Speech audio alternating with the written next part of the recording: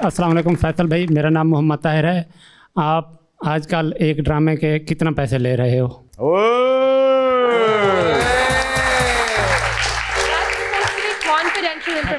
अबे ये सवाल तो बीवी नहीं पूछती, इसने पूछ लिया। ये मेरा ख्याल है बीवी नहीं भेजी है ना? अल्हम्दुलिल्लाह यार, जो हमारे ऊपर के 3-4 लोग हैं उनमें मैं एक हूँ। क्या माशाल्लाह। अस्सलाम वालेकुम फैसल भाई, मेरा नाम मोहम्मद हाशिम अब्दुल्ला है। आपके एजाज असलम साहब से इतनी गहरी दोस्ती है, तो क्या आपकी कभी लड़ाई भी होती है उनसे या नहीं? झगड़ा मियाँ बीवी में होता है तो दोस्तों में कैसे नहीं हो सकता है वाह वाह। लेकिन एजाज का मसला ये है कि वो जब नाराज हो जाए तो मुझे मनाना पड़ता है, इसलिए मैं कोशिश करता हूँ कि मैं ना लड़ूं। फायदा कोई नहीं है, बाद में मुझे ही मेहनत करनी है। तो अस्सलाम वालेकुम फैसल भाई, मेरा नाम सुल्तान है। अरे वाह, क्या प्यारा नाम है। आप लाहौर से कराची चले गए हैं, क्या आप लाहौर को मिस करते हैं कि नहीं? मैं बहुत मिस करता हूँ यार। दो के ज़रा सख्त वक्त गुजरा लाहौर में, लेकिन मेरी बहुत यादें हैं यार। किलोमीटर पैदल घूमा हूं मैं सड़कों पे, तो मुझे एक एक चप्पा चप्पा याद है। अच्छा देखो, हुण तुहाडे को गड्डियां आ गई हैं, जदों पुल बन गए। हाँ, जदों नहीं सन उदों पैदल फिरदे सी। ते पुल चढ़ना कितना मुश्किल हो जाता। ए पुल ते चढ़े ते मसल पुल हो गया। अस्सलाम वालेकुम सर, मेरा नाम महक बतूल है। सर माशाल्लाह आप अभी तक इतने फिट हैं, आपकी इस जवानी का राज क्या है? पता है, ये सवाल बड़े लोग पूछते हैं मुझसे, और मुझे अभी रिसेंटली मैंने एक पोस्ट देखी, हालांकि हमारे कुछ एक्टर्स उन पर गुस्सा निकाल रहे हैं, बनता भी है, लेकिन मैं जब उनको देखता हूं तो मुझे अपना आप बूढ़ा लगता है।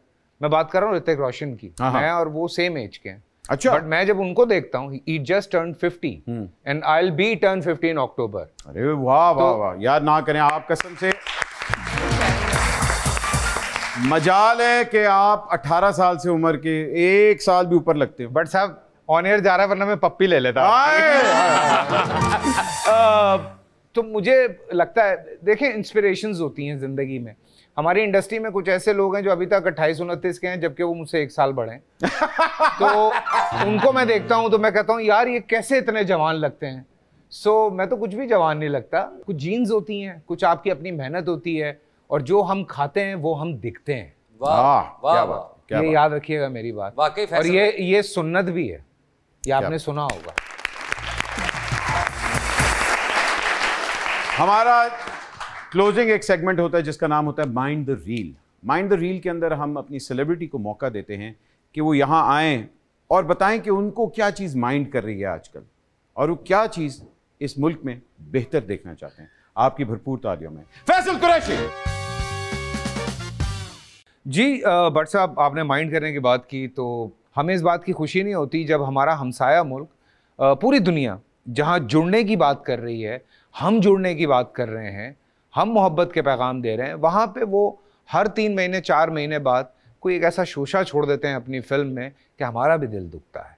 जबकि जब हम इंटरनेशनली ट्रैवल करते हैं, हम वहाँ जाके जो हमारे हमसाए हैं हिंदुस्तानी, हम उनसे मिलते हैं, इतना वार्म वेलकम हमें मिलता है, इतनी मोहब्बत हमें मिलती है। लेकिन जब हम फिल्म देखते हैं तो कौन सा एजेंडा लेके चल रहे हो यार, ये मैं माइंड करता हूँ, ये मुझे बुरा लगता है। इसीलिए कभी कभार अगर मैं कुछ सख्त अल्फाज बोल देता हूँ तो वो इस वजह से कि मेरे लिए जब मेरे घर से बढ़ के कुछ नहीं है तो मेरा घर मेरा पाकिस्तान है।